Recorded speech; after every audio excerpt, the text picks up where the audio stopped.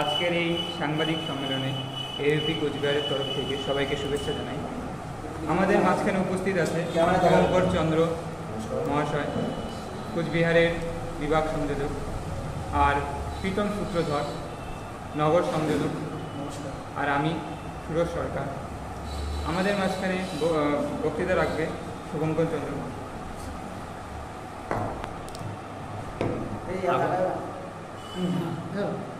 আগামী 14ই আগস্ট অখণ্ড ভারত সংকল্প দিবস উপলক্ষে অখিল ভারতীয় বিদ্যার্থী পরিষদ কোচবিহার জেলার পক্ষ থেকে এক বিশাল বর্ণাঢ্য শোভাযাত্রার আয়োজন করা হয়েছে।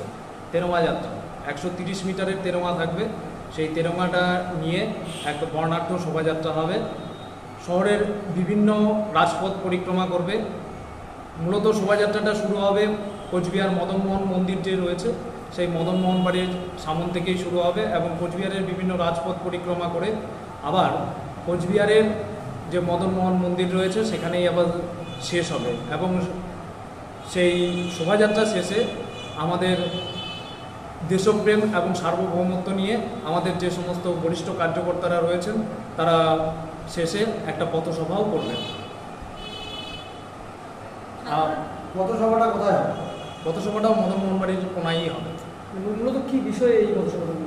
মূলত আপনারা সকলেই অবগত আছেন যে বর্তমান পরিস্থিতিতে আমরা যদি লক্ষ্য রাখি তো দেখব আমাদের যে প্রতিবেশী রাষ্ট্র যেগুলো রয়েছে বাংলাদেশ এবং পাকিস্তান, সেই সমস্ত রাষ্ট্রের সার্বভৌমত্ব, সেই সমস্ত রাষ্ট্রের আভ্যন্তরীণ গণ্ডগোলে তারা একেবারে বিপর্যস্ত হয়ে রয়েছে।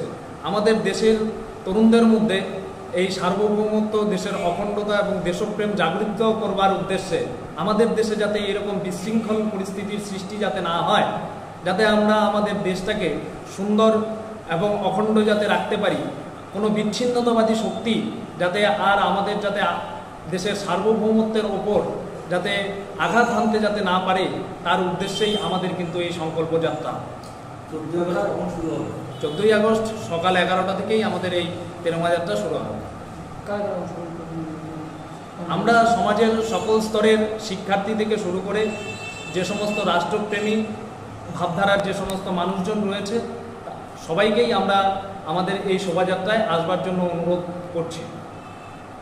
আপনার নাম? আমার নাম শুভঙ্কর চন্দ্র, বিভাগ সংযোজক, অখিল ভারতীয় বিদ্যার্থী পরিষদ কোচবিহার।